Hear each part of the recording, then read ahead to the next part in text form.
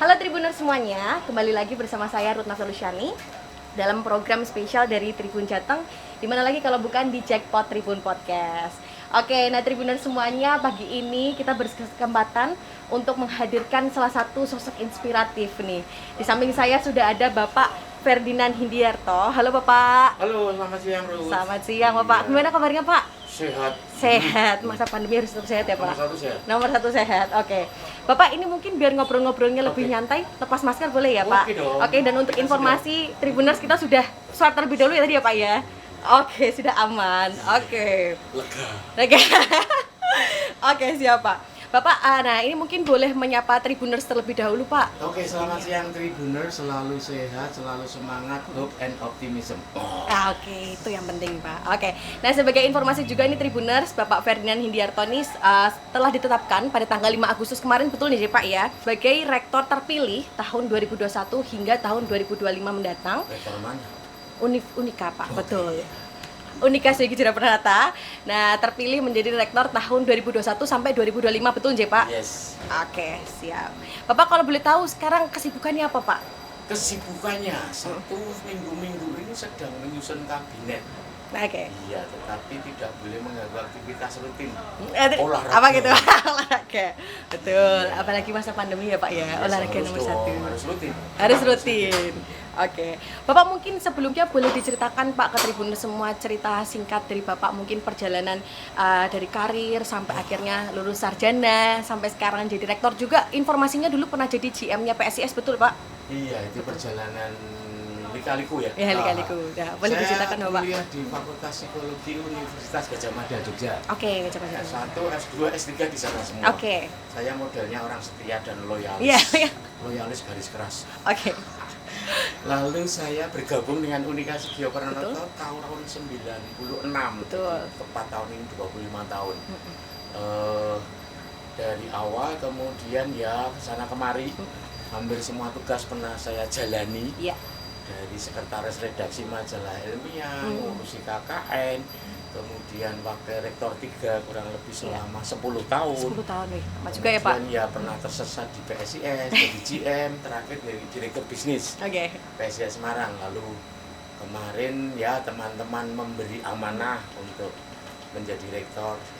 Mungkin berpikir bahwa sekali Unika Sugio Pranoto itu rektornya harus unik. Mungkin mereka pikirannya begitu. Lalu ketemulah saya begitu ya. Kira-kira begitu Mbak. Nah ini perasaannya seperti apa Pak? Ini kan pengumuman penetapan kemarin tanggal 5. Seperti apa Pak ketika diumumkan terpilih untuk menjadi rektor Unika?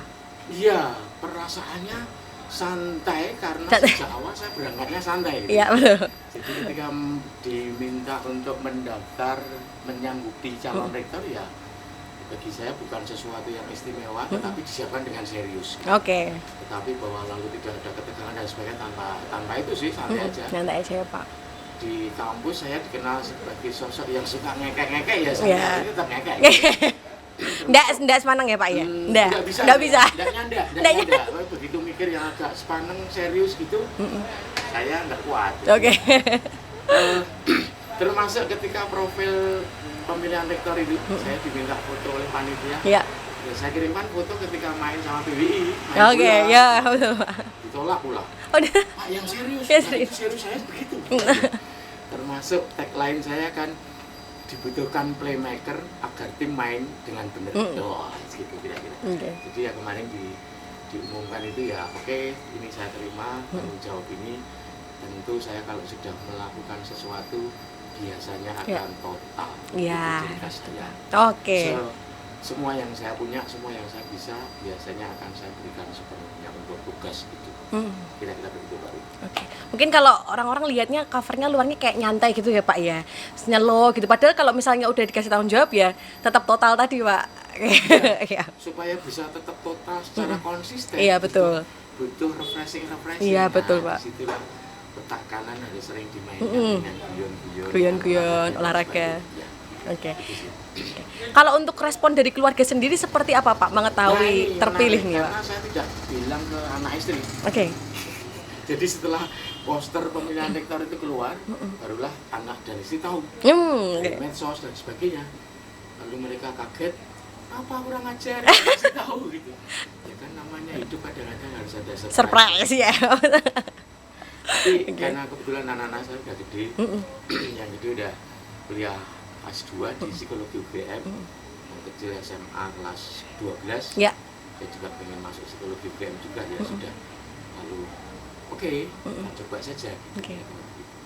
Oke, seperti itu ya Pak.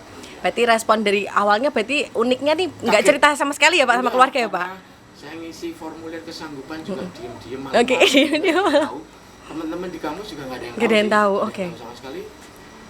Beberapa orang kaget ketika nama itu diumumkan gitu aja. Oke. Termasuk keluarga juga ya Pak ya? Oke. Nah mungkin nanti selama masa menjabat sebagai Rektor Unika juga Pak tahun 2021 sampai 2025 program-program apa Pak mungkin kedepannya akan dijalankan?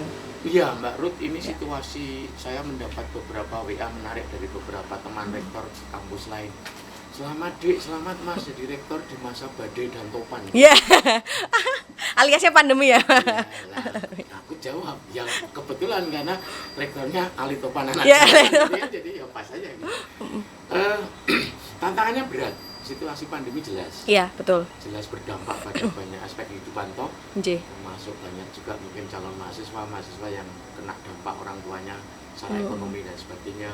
Kemudian kita harus juga menjamin jaringan untuk pembelajaran e-learning juga bagus. Iya. Saya pikir semuanya menarik. Kompetisi juga semakin rapat gitu ya. Beberapa kampus luar negeri kan sudah menjamah Semarang dan sebagainya. Saya mengusung sebuah tema yang nanti saya pakai untuk mengelola Unika 4 tahun ke depan. Iya. Apa itu Pak? Saya sebut dengan Inflamare Humanitatem. Menyalakan terus kemanusiaan. Itu betul. Yang saya pakai. Kenapa? Karena jujur kita tanda petik sekarang itu hidup, banyak orang mengatakan tidak ada keselamatan di luar teknologi gitu ya. Itu enak ranggo teknologi itu mati gitu ya. Mbak Ruth, handphonenya ketinggalan itu. Wah. Panik ya Pak. Iya sih. Jadi intinya saya pengen mari kita kembali ke kemanusiaan kita. Iya. Bahwa relasi antar manusia dan sebagainya itu akan jauh lebih kuat ketika ada relasi langsung gitu. Bahwa teknologi tetap saya tempatkan sebagai alat bantu, bukan segalanya. Karena di universitas itu kan semua subjeknya pelakunya manusia. Betul. Subjeknya mahasiswa. Ya, betul Pak. Dan segala macam kemanusiaannya. Pelakunya dosen, tenaga kependidikan, semuanya dengan segala macam kemanusiaannya. Jadi orientasi saya fokusnya memang di sumber daya manusia. Baik itu mahasiswanya, baik itu dosennya maupun tenaga kependidikannya. Maka Inflamare Humanitatem itu saya hidupkan kembali, bukan berarti meminggirkan teknologi. Betul. Hidup berdampingan ya Pak ya. Kadang-kadang perlu mengambil jarak. Nikmatilah. Ketika sehari Anda tanpa handphone, kayaknya hidup kita agak beda gitu. Iya. Tapi akan bahagia. Iya. Kalau mengatakan, wah aku nggak bisa, itu bohong. Coba nikmati. Nah, kadang-kadang saya mengatakan ke mahasiswa, ketika jaringan di rumahmu di luar Jawa, di pelosok, wah jaringan saya nggak bagus, nggak bisa join.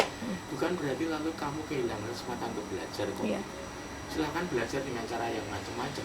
Artinya kita tidak boleh tergantung 100% hidup kita terhadap teknologi. Betul. Yes. Kira-kira itu yang saya bawa ke depan. Oke, mantap Pak. Nah kalau untuk ini kan seperti yang kita ketahui juga Unika ini merupakan salah satu kampus swasta terbaik di Jawa Tengah Pak. Ya. Strategi apa yang mungkin nanti akan dilakukan Pak Ferdinand untuk mempertahankan status sebagai kampus swasta terbaik di Jawa Tengah ini Pak? Iya. Tentu bukan pekerjaan ringan. Iya betul. Mempertahankan katanya kadang-kadang lebih sulit daripada membangun. Klise banget ya kayak pejabat. Tapi ya saya berusaha semaksimal mungkin dengan tim saya yang sedang saya susun belum selesai. Untuk saya sih malah menetapkan target lebih tinggi dari yang sekarang. Saya terbiasa membangun sebuah mimpi gitu. Tetapi mimpi itu yang dihidupi. Maka dengan segala hal kemanusiaan tadi saya optimis bersama-sama pasti kita bisa meningkat dari yang sekarang. Terima kasih kepada yang pimpinan sebelumnya yang sudah membangun fondasi. Tentu saya harus melanjutkan itu menjadi lebih baik, lebih tinggi. Yang pertama, saya akan kembali kepada nilai-nilai, values. Nilai values adalah sesuatu yang paling penting. Nah, kalau organisasi punya values ya pasti itu yang akan saya prioritaskan. KG itu juga punya 5C, ya toh? Itu juga harus dipertahankan dalam konteks zaman hari ini. Nah, kami juga akan menguatkan berakar pada nilai-nilai, bertekun pada proses, berbuah pada kualitas. Itu kalimatnya. Ada gambarnya sih, pohon dengan akar yang kuat, berakar pada nilai, lalu bertekun pada proses, batangnya, lalu daun dan buah, berbuah pada kualitas. Saya pikir kalau kita berakar pada nilai, bertekun pada proses, kemudian saya optimis, saya yakin, saya percaya, berbuah pada kualitas. Itu kira-kira strategi yang akan kami gulirkan selama 4 tahun ke depan. Oke, dan harapannya tentunya semoga kedepannya Unika juga semakin berkembang, semakin sukses juga ya Pak. Amin. Nah, kalau untuk masyarakat Kota Semarang sendiri ini kan sudah tahu Pak, kalau di BSB itu ada rencana untuk pengembangan di sana ya Pak, untuk Unika, betul? Ya, ini kalau untuk rencana kedepannya untuk pengembangan kampus yang di BSB seperti apa Pak sekarang ini? 1 unit sudah jadi. Sudah. Gedung Fransiskus Assisi namanya. Juni kemarin sudah diresmikan. Kemudian akan ada 2 unit lagi, yang satu nanti untuk fakultas kedokteran dan rumah sakitnya, gitu. Tetapi itu memang nanti. Nah, gedung Fransiskus Assisi ini akan sudah dipakai semester ini oleh Fakultas Teknologi Pertanian. Sudah mulai ya Pak ya? Jadi TP itu akan pindah di sana. Kemudian tentu nanti akan disusul oleh satu yang namanya inovatif program cluster. Nah, jadi program-program inovasi yang kami siapkan untuk menjawab kebutuhan zaman hari ini. Contoh, nanti ada program digital accounting, ada big data dan artificial intelligence. Itu kira-kira beberapa, ada 6 program namanya IPC. Kemudian tahun depan kami akan mulai dengan semacam IUP, International Undergraduate Program, yang semuanya nanti akan di BSB. Sudah siap ini, mungkin sekitar sudah hampir 80%, tinggal beberapa ruang yang interiornya sedang dalam pengerjaan.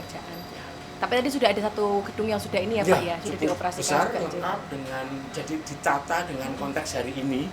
Kelasnya juga tidak kelas konvensional. Kemudian banyak lounge dan breakout room untuk nongkrong sambil googling, sambil ngopi. Biar kayak Sepanang tadi ya Pak kuliahnya Pak. Sama sekali tidak, dengan pemandangan yang cukup indah di BSB. Kemudian demikian juga dengan ruang dosen kita buat seperti co-working space. Jadi tidak kotak-kotak kubikal begitu ya. Lalu perpustakaannya juga tentu sudah model baru. Sudah tidak lagi konvensional dengan rak-rak buku, tapi lebih ke e-library. Library dengan nanti kita lengkapi dengan koleksi yang begitu banyak. Kira-kira begitu. Dan memang konsepnya, konsep di sana banyak tempat untuk diskusi. Diskusi itu bisa serius, bisa ngobrol, bisa curhat, habis diputus bacanya juga boleh, habis di PHP juga boleh di sana. Jadi konsepnya begitu, kampus BSB. Membuat nyaman mahasiswa tidak hanya untuk berpendidikan sana ya Pak ya. Dan juga dosennya tentunya. Nah, ini menyinggung dosennya juga Pak.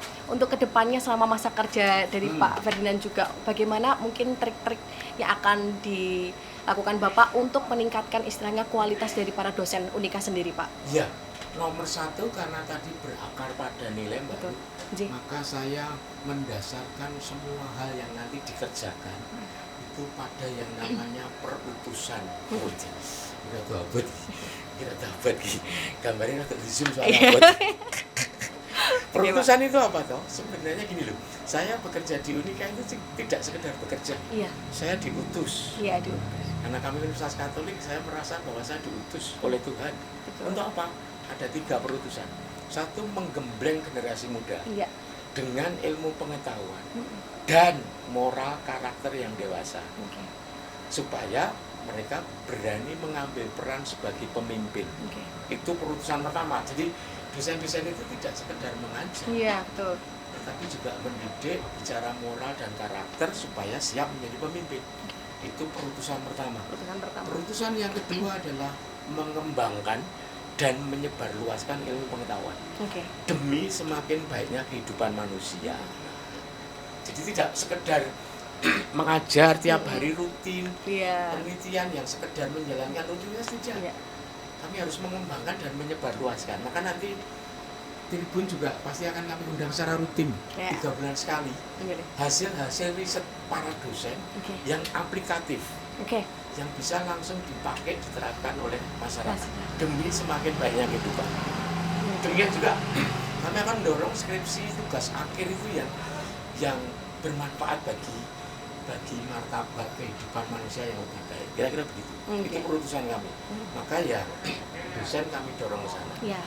Tidak hanya sekedar mengajar saja ya Pak ya, tapi bukan rutinitas. Ya, bukan rutinitas. Datang ke kampus, masuk ke kelas itu membawa sebuah perutusan. Iya, betul. Saya menyebut perutusan yang sangat luhur dan mulia. Betul. Oke, siap Pak.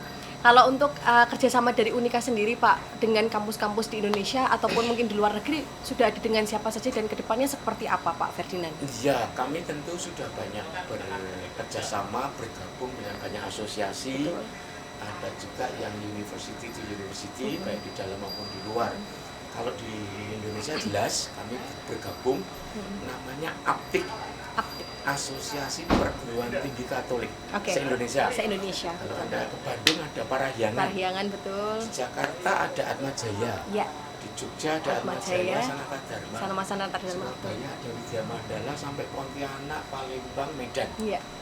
Itu tentu kami bergabung di situ dan nanti Maret tahun depan kita tuan rumah kongres. Wih, tentu kami juga bergabung dengan banyak asosiasi, ada NUNI. Itu di kami juga tergabung dalam United Board UB dan banyak dosen yang ikut program UB Fellows. Jadi biasanya akan ada banyak kegiatan termasuk ke kampus-kampus di luar negeri, di Jepang, di Amerika, di Eropa dan sebagainya. Kami kerjasama dengan Providence University di Taiwan, bekerja sama dengan banyak kampus di Filipina, di Korea dan sebagainya, dalam bentuk yang konkret, ya. Jadi misalnya visiting professor, dosen kami mengajar di sana, dosen sana mengajar di sini, meriset bareng, juga dengan beberapa kampus di Belanda, psikologi mengembangkan neuropsikologi dengan Radboud University. Teknologi pangan bekerja sama dengan banyak kampus, ekonomi juga. Jadi hampir semua sih, hampir semua fakultas kami dorong untuk bukan untuk iklan, tapi betul-betul untuk menambah supaya kita keluar dari wawasan yang terbatas. Kira-kira begitu. Kolaborasi tadi ya Pak ya, baik mungkin yang di dalam negeri sendiri dengan universitas Katolik lainnya, kemudian kalau di luar negeri tadi juga ya Pak ya, ada kolaborasi. Berarti untuk misalkan tadi seperti yang unik juga diceritakan Bapak ini, dosen perpindahan dari universitas lain juga pernah ya Pak ya, bertukar juga dan terus berjalan. Kolaborasi itu yang nomor 1 ya Pak ya. Juga mahasiswa membuat tugas akhir bareng-bareng. Ada yang mahasiswa kita yang di sana, misalnya di beberapa tugas akhir mahasiswa TP itu di Assumption University, mereka juga datang ke sini tentang herbal jamu. Meneliti itu ya Pak. Ada juga pertukaran pelajar sih, kemudian KKN bersama. KKN betul. KKN-nya di negara lain. Kami dorong karena memang wawasan internasional sangat diperlukan ya. Bukan untuk wah-wahan juga, bukan untuk ini lo gue gitu, tapi lalu punya banyak perspektif, punya banyak sudut pandang lebih luas. Jadi untuk mahasiswanya sendiri pun pengembangannya tidak hanya dari dalam Unika saja sendiri ya Pak. Yang non akademik Mbak Ruth, paduan suara kami Gracia sudah ke Italia, ke terakhir itu kalau nggak salah ke Rumania ya 2018, dan membawa pulang gold medal dari sana. Jadi kalau dosen melakukan penelitian, sebenarnya punya utang pada masyarakat. Kok bisa? Temanya diambil dari masyarakat, subjeknya masyarakat. Betul. Habis itu hasilnya ditulis di jurnal internasional. Nah, masyarakatnya malah nggak pernah dikasih. Nanti kami tentu bekerja sama dengan media. Secara rutin nanti reguler akan saja Pak, ke depan fakultas apa, riset yang bisa di-share ke masyarakat apa gitu. Itu utang yang harus dibayar. Betul. Nah itu dia tadi Tribuners, sudah ngobrol-ngobrol panjang lebar, banyak sekali info-info juga yang menarik tentunya yang sudah dibahas bersama dengan Bapak Ferdinand. Dan sekali lagi saya juga ucapkan terlebih dahulu Pak, selamat atas terpilih menjadi rektor tahun 2021 sampai 2025 ya Pak untuk Unika. Semoga sukses selalu juga dan semakin jaya untuk Unika juga. Amin. Mungkin Bapak ada yang mau disampaikan Kak Pak ke Tribuners semuanya? Oke. Terima kasih Mbak Ruth, Iya. Tribuners semua dimanapun Anda berada. Jangan pernah ragu untuk bergabung dengan Unika Sugio Pranoto. Oke. Tagline kami, talenta pro patria et humanitate. Artinya apa? Setiap mahasiswa itu punya talenta, Betul. punya potensi, punya bakat. Dan di tempat kamilah bakat itu dikembangkan sepenuhnya. Untuk siapa? Tujuan akhirnya adalah untuk negara dan kemanusiaan. Iya. Jadi memang mungkin kami harus berani menyebut bahwa kami salah satu universitas yang bekerja mengembangkan mahasiswa berbasis pada nilai-nilai. Oke. Mohon maaf kalau cari ijazah jangan kuliah di Unika, agak susah gitu ya. Bukan mempersulit, tetapi memang kami mendidik supaya menghasilkan sebuah kualitas. Betul. Nyaman, relasi mahasiswa dan dosen itu dikenal relasinya dekat. Saya boros rokok kadang-kadang dimintai oleh mahasiswa. Nekat Ngobrol-ngobrol ya Pak? Ya, nekat banget mereka. Bos, boleh bos, join bos kayaknya. Ya itu sesuatu yang saya nikmati. Iya, Jadi betul. tidak ada jarak. Tetapi ketika di kelas ya sudah Ya, kembali. fokus. Tapi ketika di luar kelas kami seperti teman. Oke. Jadi cara kami mendidik sangat pura personalis. Care terhadap personal itu. Kira-kira itu yang saya bisa sampaikan. Mari tetap selalu membangun hope, Iya. membangun harapan di tengah situasi yang sulit seperti ini, karena harapanlah yang lalu membangkitkan optimisme. Iya. Oke, Selalu semangat, selalu semangat ya Pak. Yes. Oke, terima kasih banyak Pak Sama-sama, Ferdinand Mbak Ruth. sudah berkenan untuk menjadi narasumber di Jackpot Yes. pada hari ini. Sukses selalu juga untuk Bapak dan saya selalu Amin. juga tentunya. Yes. Amin. Terima kasih juga untuk Tribuners semuanya yang sudah menyaksikan Jackpot spesial kolaborasi pada hari ini bersama dengan Bapak Ferdinand. Sampai jumpa di episode selanjutnya. Dadah. Dadah.